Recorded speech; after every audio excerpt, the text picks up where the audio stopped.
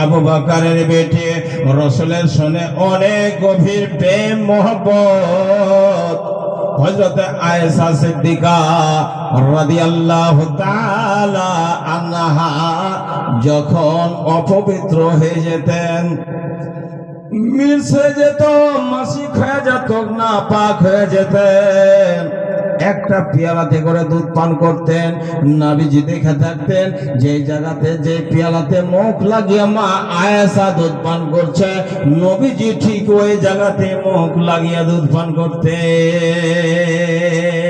কতটা মোহাব্বত! একদিন আয়েশার সঙ্গে আল্লাহ রাসূল সাল্লাল্লাহু আলাইহি ওয়াসাল্লাম একই প্লেটের মধ্যে খেতে বসেছে, কয়েক খান্ডা মাংস আছে। এবার খেতে খেতে খেতে মাংসটা শেষ হয়ে গেল, মাত্র একখানটা হাড্ডির টুকরো আছে। ওই হাড্ডির টুকরো খানা আয়েশা নিয়ে মুখে কামড় মেরেছেন, আর কামড় মেরে প্লেটে রেখেছেন। আল্লাহ রাসূল ওই হাড্ডি খানা উঠিয়ে সম্পূর্ণ মুখের মধ্যে ভরে দিলেন, কড়মড় কড়মড় করে চাবিয়ে তাকে তোস তোস করে দিয়েছেন। এবার ফেলতে যাবে, আয়েশা বলছেন, ইয়া রাসূলুল্লাহ সাল্লাল্লাহু আলাইহি ওয়াসাল্লাম, আপনি মুখের হাড্ডি খানা ফেলবেন না। বলে কেন? বলে এই হাড্ডি খানা দেন, এই হাড্ডি খানা আমিও একবার চিবিয়ে খেয়ে দেখবো। আয়েশা আরমান করে বলছেন, হুজুর একবার চেটে দেখবো। নবীজি বললেন, আয়েশা রে, এই হাড্ডির মধ্যে মশলা নাই, এতে মগজ নাই, টেস্ট নাই, মাংস নাই, কিছু নাই, এটা ফেলার উপযুক্ত হয়ে গেছে, এর জন্য তাকে মুখ থেকে বের করে ফেলে দিব।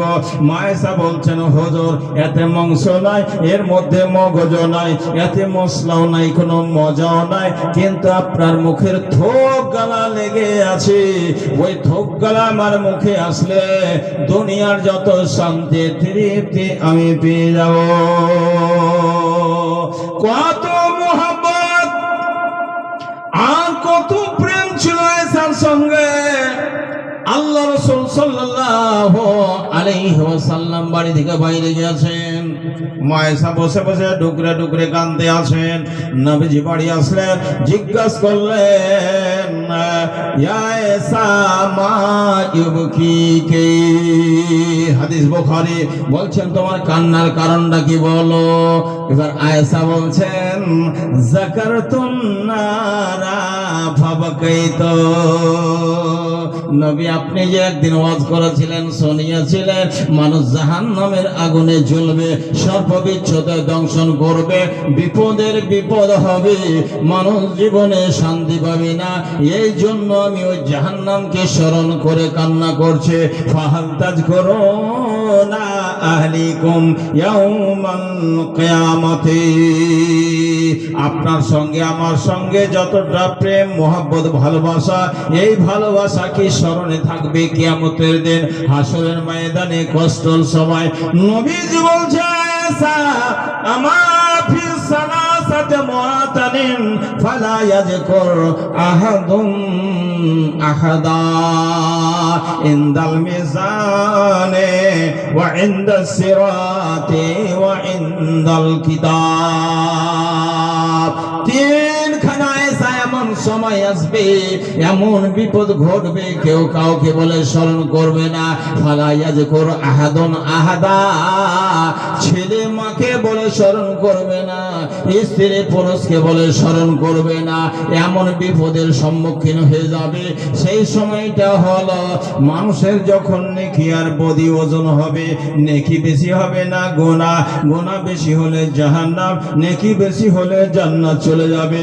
এবার আমলনামার সময় ডাহিন হাতে পড়লে জান্নাতি, বাম হাতে পড়লে জাহান্নাম, এবং ফুলসেরার সামনে যখন আসবে চোখের পলকের মধ্যে পার করবে মুমিনেরা, আর যারা ওই কাটা খোঁজের মধ্যে পড়ে যাবে সারা জীবন কষ্ট জীবন ভোগ করবে। এই তিনটার সময় তোমার কোনো আমি সহযোগিতা করতে পারবো না। ভাইরে আমার, ওই বিপদ থেকে ত্যাগ করবে। এই দুনিয়াটা নবীজি বললেন দুনিয়াটা হলো আখিরাতের খেতি। এ দুনিয়াতে করো নেকি, আখিরাতে পুলসেরাত পার হয়ে যাবে, আল্লাহ দাহিন হাতে আমলনামা দিবি আর তোমার নেকির পাল্লা ভারী হয়ে যাবে। বন্ধুরে, আল্লাহকে রাজি করতে হলে রমজান মাসে আল্লাহর ঘর মসজিদ তৈরি করতে হবে। আর মসজিদ তৈরি করে মসজিদ ঘরকে নির্মাণ করতে হবে, ওই মসজিদকে আবাদ করতে হবে, ওই মসজিদে পঞ্জগানা নামাজ আদায় করতে হবে, তবে আল্লাহ রাজি হয়ে যাবে। রমজানের আরো কিছু মশলা তথ্য বয়ান করবো আপনাদের সম্মুখে, যেগুলো আপনাদের জানা নাই।